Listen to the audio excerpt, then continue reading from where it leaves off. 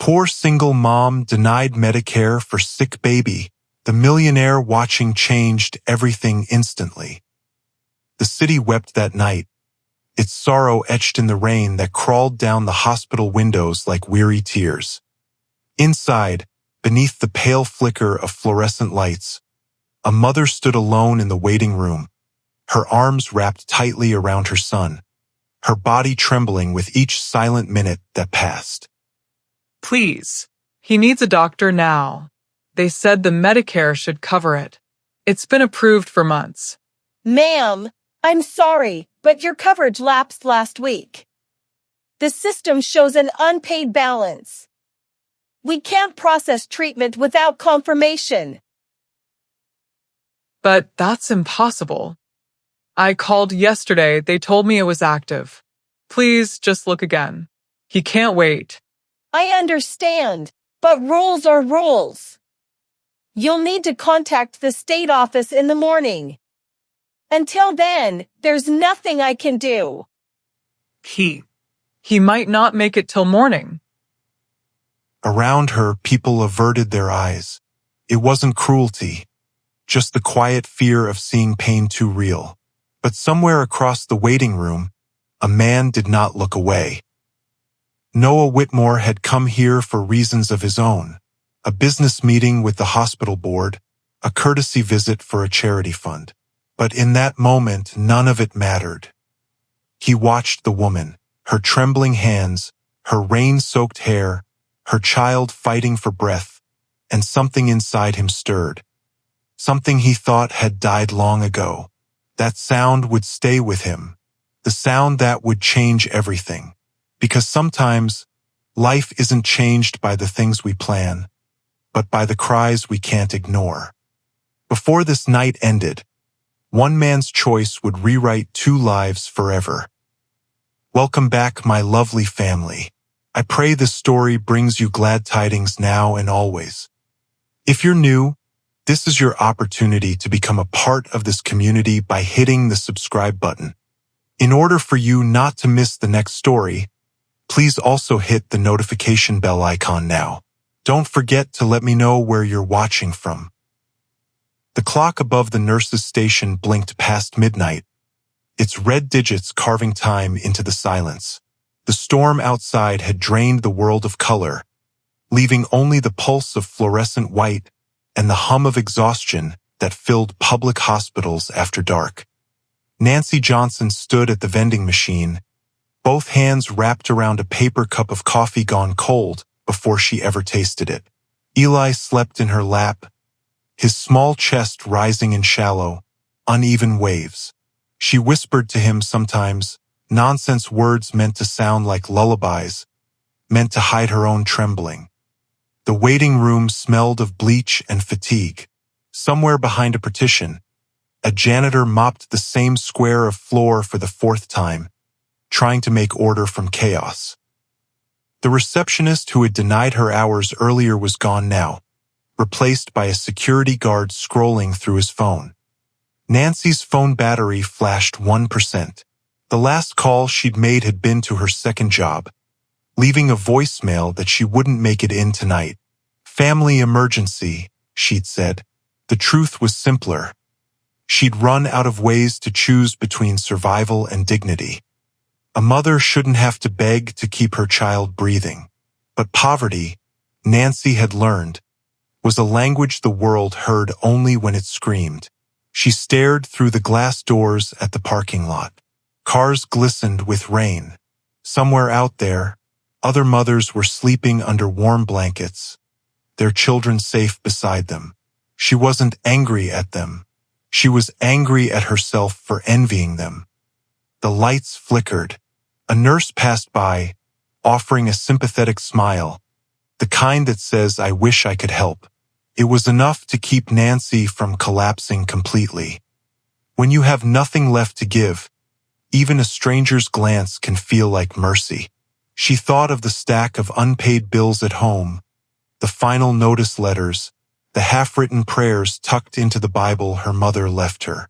Faith had always been easier to hold when life didn't test it. Then Eli coughed again, a sharp, fragile sound that snapped her back to the present. His little hand searched for hers, found it, clung to her finger with a trust she didn't deserve. Nancy pressed her forehead against his, whispering, "It's okay, baby. Mommy's here." But it wasn't okay. His skin was clammy, his breathing worse. Fear crawled up her throat like fire. She rose and approached the nurse's station again. "Please," she said, her voice no louder than the rain outside. "Can someone check him? He's getting worse." The nurse hesitated, torn between protocol and compassion. "I'll see what I can do," she murmured, disappearing through a door marked staff only. Minutes stretched. The clock blinked again. Behind her, a man's reflection shimmered faintly in the glass. Noah Whitmore, still seated in the same corner of the waiting room, untouched by the noise, by the storm. To anyone else, he looked like another tired visitor, his expensive coat folded neatly on his lap. But his eyes never left the mother and child. He had seen desperation before, in boardrooms, in market crashes, in his own mirror. Yet this was different. This wasn't a number on a spreadsheet. This was breath and bone and love refusing to die quietly. For years, Noah had built walls made of schedules and silence. Success had taught him control, but it had starved him of meaning. Watching Nancy, he felt the first crack appear in those walls. Nancy didn't notice him. She only noticed the nurse returning empty-handed. Her expression a mix of pity and apology. "I'm sorry, ma'am," the nurse said softly. "Without authorization, we can't move him to the ward. The attending physician's gone home." Nancy nodded, too tired to argue. She sat again, holding Eli close, rocking him like she used to when the world was a bit nicer. And somewhere, deep inside the man watching, a decision began to take shape. Quiet, fragile, but inevitable. If you're watching this right now and you've ever seen someone fight the system with nothing but love, drop your country's name in the comments below. Stories like this belong to all of us. Outside, the rain began to ease. The storm was passing, but Nancy didn't know yet that a different kind of storm, one made of mercy and change, was already gathering around her. By dawn, the storm had thinned to a mist, and the city yawned itself awake. Inside the hospital cafe, Noah Whitmore sat alone at a corner table, a man surrounded by silence even in a room full of voices. His phone buzzed with reminders. Meetings, board calls, decisions that moved millions, but none of it reached him. He kept looking toward the emergency wing, where he'd last seen the mother and her child disappear behind a curtain of nurses. He wasn't supposed to be here anymore. The hospital visit had been a courtesy stop on his way home from a charity gala, a photo opportunity for investors who liked to believe money could buy redemption. But something in the woman's voice had fastened itself to him, the sound of courage cracking under the weight of exhaustion. Noah had once believed that wealth meant control. Now, watching her struggle against the invisible machinery of a system that spoke in codes and invoices, he saw how powerless success could really be. He remembered the day his own life had split in two, the day his fiancée left him standing at an altar built from ambition. Since then, he'd measured worth in numbers, not people. It was easier that way. But the woman from last night, Nancy, had shattered that logic without even knowing his name. He scrolled through his contacts until he found the hospital director. His thumb hovered over the call button, hesitating. He didn't want to embarrass her, to make her another charity case in a portfolio. He wanted to do this right. Sometimes kindness is loud, but the kind that lasts usually whispers. Noah rose and walked toward the administration wing. The corridors were a maze of tired walls and bulletin boards filled with motivational quotes that no one read anymore. He found Dr. Mason, the same official who had denied Nancy's claim, leaning over a stack of files. Noah's voice, when it came, was calm but cold enough to command attention. "Good morning. I need to discuss a patient admitted overnight. A child named Eli Johnson. He's not on your roster because his Medicare coverage was technically suspended. I'll be covering his expenses immediately." The doctor blinked, startled. "Mr. Whitmore, I appreciate your generosity, but we can't process an exception without." Noah slid a business card across the desk. "You'll find the authorization on that line. Have him transferred to pediatrics within the hour." Dr. Mason hesitated only a second before nodding.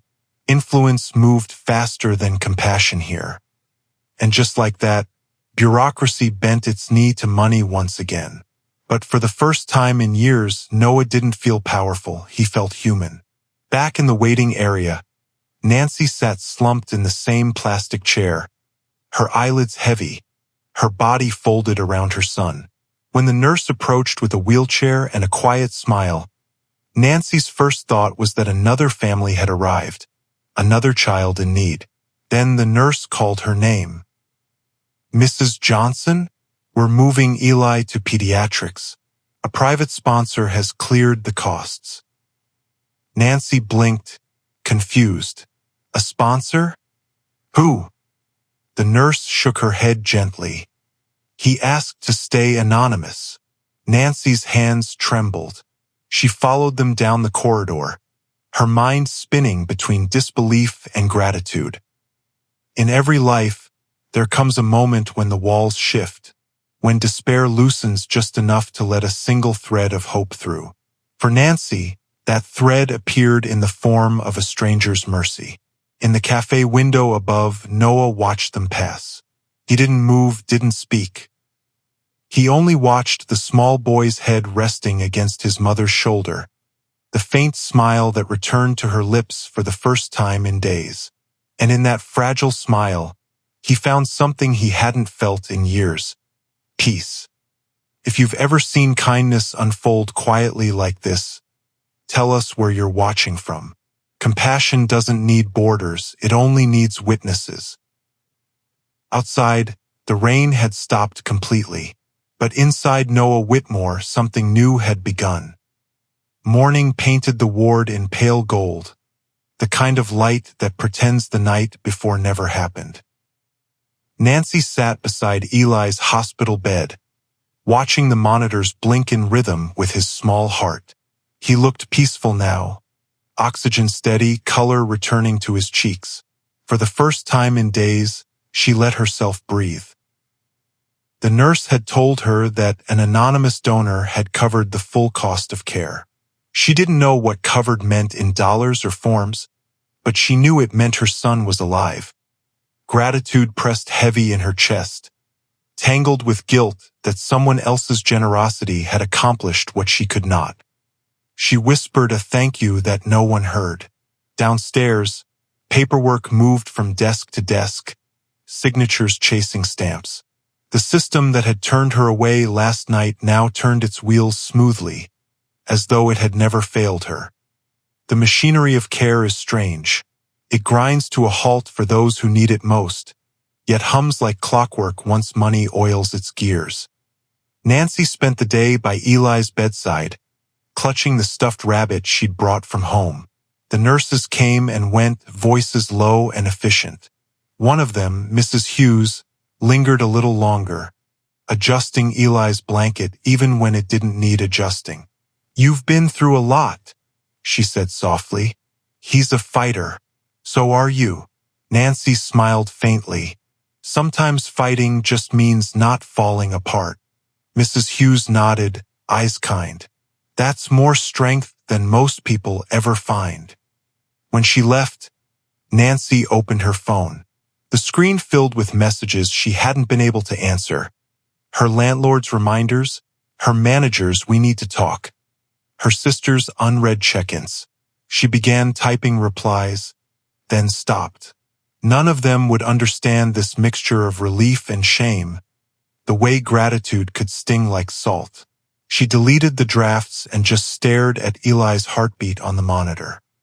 Across the hospital courtyard, Noah Whitmore signed forms of his own. The staff thanked him profusely, offered to add his name to a plaque in the lobby, but he declined. He wanted no headlines, no public praise, only the quiet knowledge that the boy upstairs would see another sunrise. Still, his thoughts kept circling back to the mother. He didn't know her story, not really, only fragments he'd glimpsed through exhaustion and rain. Yet those fragments had rearranged something inside him. At lunch, he walked past the pediatric ward window and saw her silhouette. She was humming, a broken tune that somehow kept the air gentle. Noah paused, realizing how long it had been since he'd heard anyone sing without reason. He almost stepped closer, then stopped himself. This wasn't about him. Some acts of kindness are meant to stay invisible. They lose their grace once claimed. But the world has a way of revealing what's hidden. By evening, the hospital accountant called Nancy to the reception desk to confirm insurance details. The mention of private sponsorship startled her. Curiosity burned against the edges of her pride. She asked the question that had been circling her all day. "Can you tell me who helped us?" The clerk checked the file. "Just says Whitmore Foundation. No first name." Nancy repeated the name under her breath, memorizing it like a prayer she might never say aloud. That night, while Eli slept, she walked to the small hospital chapel. The candles flickered in glass cups, painting soft halos on the walls. She knelt, not to beg, but to thank. Outside the door, Noah stood in the hallway, unseen, listening. The sound of her quiet gratitude filled the emptiness he'd carried for years. He turned away before she could notice him. Some encounters, he thought, are better left to destiny than to introduction. If you're still watching, take a breath with her now. Think of someone who once showed you kindness when you least expected it. Tell us in the comments where you are in the world, because hope sounds different in every accent, yet it feels exactly the same. By midnight, the storm had returned outside, gentle this time, tapping against the window like a reminder. Inside, the hospital's machines kept their steady song. Proof that, for once, the system had bent toward mercy. But neither Nancy nor Noah knew that their paths were about to cross again, this time by choice, and that the wall between giver and receiver was about to crumble for good. Morning came with a storm's leftover stillness, the kind of quiet that feels like the world is holding its breath. Nancy sat by Eli's bedside, his tiny fingers wrapped around hers, a line of tubes whispering between them. The doctors had warned her that the surgery scheduled for noon would be delicate. A small heart, they said, but strong enough if given a chance. She nodded as if courage were a language she spoke fluently. In truth, every word they said blurred under the same question. What if chance runs out? She had no family close enough to call, no savings to anchor her. All she had was faith balanced on the edge of exhaustion. Across the city, Noah Whitmore stared at the rain from his penthouse window. The hospital's morning report lay open on his tablet. Eli's name was highlighted in blue. The surgery costs had doubled overnight. Equipment shortages. An emergency specialist flown in from another state. Money wasn't the issue, never had been. But for the first time, Noah realized that signing a check didn't make him part of their story. He'd been helping from a distance, insulated by privacy and pride. Now he wanted something else. Accountability, connection, maybe forgiveness for years of indifference.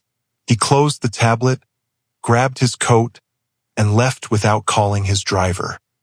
Back at the hospital, Nancy's nerves frayed against the ticking clock. She'd prayed so hard the night before that her thoughts had blurred into silence. Now all she could do was watch Eli sleep. When the door opened, she expected another nurse. Instead, A man stepped in, tall, quiet, carrying the same look she'd seen once across the waiting room. "Noah Whitmore," he said softly, stopping a respectful distance away. I'm the one who arranged for your son's care." For a long second, Nancy didn't speak. She just stared, piecing together the fragments. The sponsor's name, the foundation, the silent figure from that first night. "You?" she whispered. "Why?" Noah looked down, searching for the right words. "Because I was there when they turned you away. Because I could, and because I should have sooner." Tears welled in her eyes before she could stop them. "You didn't have to." "I know," he said. "That's exactly why I did." They stood in silence, the steady pulse of the heart monitor filling the space between them. Nancy wiped her face with the back of her hand. "I don't know how to thank you." "Just let him get better," Noah replied. "That'll be enough." He turned toward the door, but she called after him. Will you wait with us?" Noah hesitated, then nodded. "Of course." Hours later, the surgical team wheeled Eli away. Nancy clutched the stuffed rabbit in both hands. Noah walked beside her, feeling smaller than he ever had in boardrooms filled with power.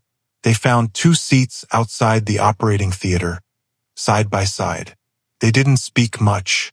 Sometimes silence builds a bridge faster than conversation. Noah thought of the child he'd never had, of the home he'd built too late for love to grow there. Nancy thought of the stranger who'd stepped into her life without asking for anything in return. Time stretched, warped by worry. A nurse entered once to reassure them. "He's doing well. They're halfway through." Nancy exhaled, shoulders trembling. Noah looked at her, realizing that courage doesn't always shout. It often just sits still and refuses to fall apart. If this moment stirs something in you, take a second and tell us where you're watching from. Every country has stories like this, stories of strangers who become miracles. And if you believe the world still needs more of them, stay with us, subscribe, and keep hope alive here. By evening, the surgeon emerged, mask dangling over his face, eyes tired but kind. "The procedure went well. He'll need rest, but he's going to be fine." Nancy's knees gave out under relief. Noah caught her arm before she hit the floor, steadying her. She didn't even realize she was crying until he handed her a tissue. For the first time since the rain-soaked night they'd met, she smiled without pain. Noah smiled back, awkward, unpolished, real. He excused himself quietly, leaving her to her son. But as he walked down the corridor, the nurse called after him.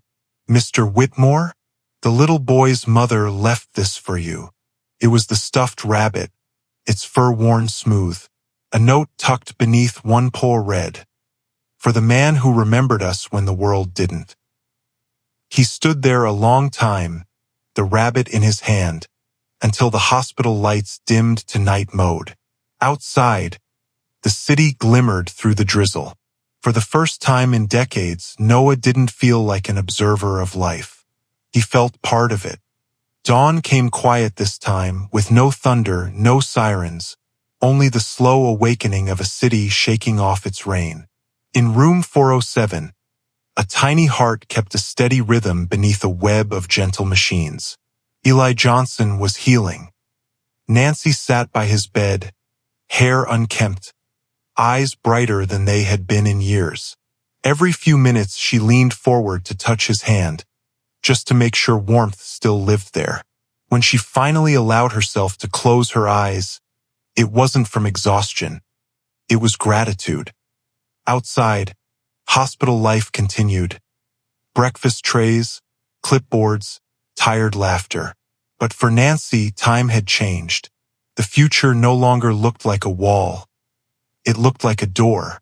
A nurse entered quietly. "You have a visitor," she said. Noah stood in the doorway, dressed simply this time, no briefcase, no entourage. He held a small potted plant, green leaves curling toward the light. Nancy smiled. You didn't have to bring anything. He returned the smile. I thought he could use something that grows. She took the plant, setting it beside Eli's bed. He's been asking for you, she said. Noah blinked. He remembers me? He calls you the man from the window. He says you were watching us that night. They both laughed quietly. The sound filled the room like sunlight. Eli's recovery became the story that traveled through every hallway. A whispered reminder that sometimes miracles start with paperwork, but end with people. A month later, Nancy returned home. Bills still waited, jobs still called. But now there was a foundation under her feet. When the hospital sent her the discharge file, she noticed an extra page at the back. A scholarship application for single parents pursuing medical training, sponsored by the Eli's Promise Foundation. At the bottom, Noah's signature. Nancy pressed the paper to her chest. Thank you, she whispered, though he wasn't there to hear it. On the day they met again, the world looked different. It was spring. The park near the hospital was alive with children chasing kites. Eli ran ahead, the stuffed rabbit tucked under his arm, laughter spilling behind him. Noah sat on a nearby bench, watching, hands folded loosely. Nancy joined him, still a little unsure how to fit gratitude into ordinary conversation. You started something big, she said. That foundation, it's already helping mothers like me. He nodded. You and Eli started it. I just gave it a name. They sat in companionable silence. Birds crossed the pale blue sky above them. The city hummed beyond the trees, restless as ever. Nancy glanced at him. Do you ever think about why you were there that night? He smiled faintly. Every day. I think I was meant to remember what it feels like to care. She nodded, eyes following Eli's kite as it caught the wind and climbed higher. If you've stayed with this story until now, let it remind you kindness doesn't end with a gesture. It begins there. Tell us where you're watching from and share one act of kindness you've seen this year. Let's fill the comments with proof that the world still knows how to heal. As the sun dipped behind the skyline, Nancy called out to her son. Come on, Eli, it's getting late. He came running, giggling, hair wild in the breeze. Noah bent to meet him halfway, lifting him up effortlessly. The child's laughter rang clear, bright enough to chase away every shadow left in both their lives. Nancy looked at them, this unlikely pair brought together by a night of rain and refusal, and she understood something simple and extraordinary. Love doesn't always arrive in the form we expect, but it always arrives when we need it most. In a world full of walls, sometimes all it takes is one open heart to build a bridge. If this story touched you, subscribe and stay with us, because the next story might be yours. Also, don't forget to rate this story in the comments. See you tomorrow.